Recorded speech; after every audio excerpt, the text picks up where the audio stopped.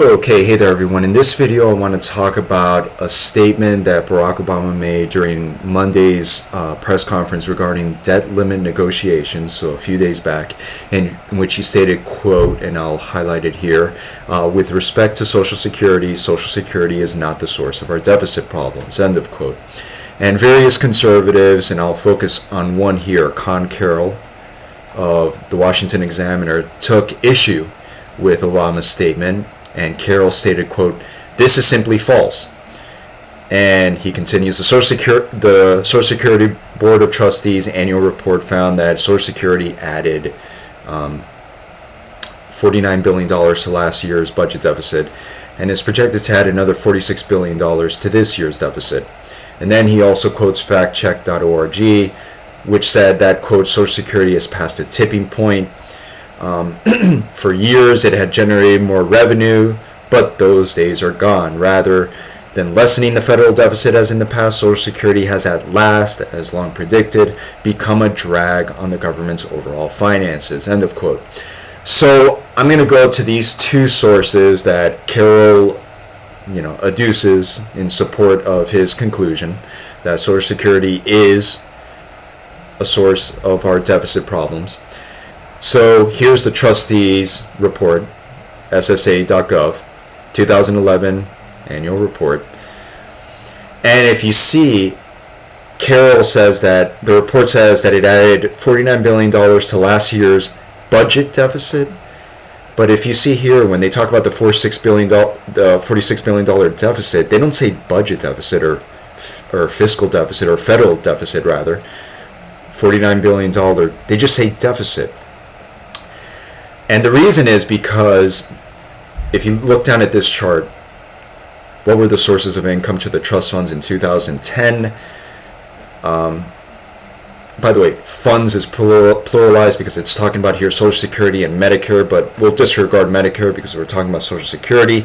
If you look at the two main programs, OASI and DI, old age, DI is disability, right? If you look at general revenues, the program got nothing from general revenues. It didn't contribute anything to the deficit because it gets none of its funding from general revenues. And I think most of you know that. Social Security gets its funding to review from the payroll tax, from the 12.4% payroll tax up to $107,000 in income. And it's a dedicated tax. It's solely for the purpose of Social Security and Medicare. Now, the problem is that, and that's why, returning to the part up here above, that's why they didn't say $45 billion deficit, budget deficit, they just said deficit, because this program is an off-budget program.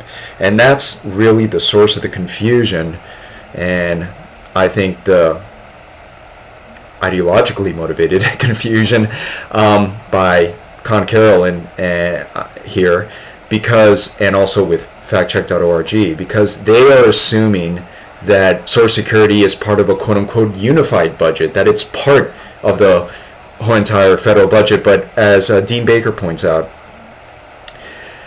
FactCheck's confusion probably stems from its reliance on figures for the unified budget. This budget adds in the annual surplus or deficit from Social Security. Continuing, every single budget document put out by the government also includes the on-budget budget that treats Social Security as the distinct program it is under the law. This budget would show that Social Security has no effect on the deficit, since it is a self-financed program, self-financed, with a special dedicated tax. And as Dean Baker also said earlier, by the way, Dean Baker, Center for Economic and Policy Research, really focuses a lot on Social Security issues. He continues, quote, Social Security is prohibited from spending any money beyond what it has in its trust fund. This means that it cannot lawfully contribute to the federal budget deficit. Cannot, since every penny that it pays out must have come from taxes raised through the program or the interest garnered from the bonds held by the trust fund.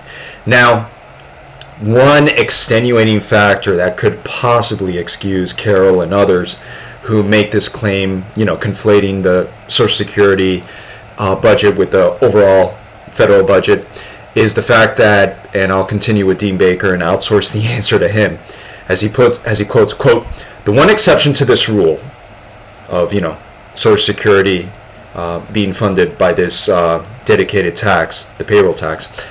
Continuing, is the roughly $120 billion being credited to the trust fund in 2011 to offset the lost payroll tax revenue due to the 2 percentage point reduction in the payroll tax. Now, apart from this special one-year exception approved by Congress at the end of last year, Social Security is literally prohibited under the law from adding to the deficit. Full stop there, end of quote. And that's the bottom line. Congress, in order to stimulate the economy, decided to do a payroll tax cut last year. The Treasury credited that amount to the Social Security Fund. That's the only time in the program that the federal deficit has ever in any way been connected with Social Security. So that's really my conclusion. It's a conflation that's illegitimate because Social Security is a separate program. It's got problems, by the way. It's got a demographic reality that it's facing, that, you know, the number of baby boomers retiring is increasing enormously, and that's going to be a lot more people taking income from Social Security than there are workers putting money into it. So you're definitely going to have to tweak Social Security, but the narrow question of whether it's a source of our deficit problems, the answer is largely no, and it's basically totally no, except for that one-year exception that I just described. So the bottom line is this: don't buy into these scare tactics. There are people who are ideologically opposed to Social Security and the whole entire New Deal agenda. So what they're trying to do is, in order to muster opposition towards Social Security and to get the government to change Social Security, and this is the dream of Wall Street, to have them privatize Social Security, they're basically dishonestly saying that it's contributing to the deficit. But like I said, and as per the law, it just simply isn't. So I'll leave it right there, and have a nice day. Take care. Bye-bye.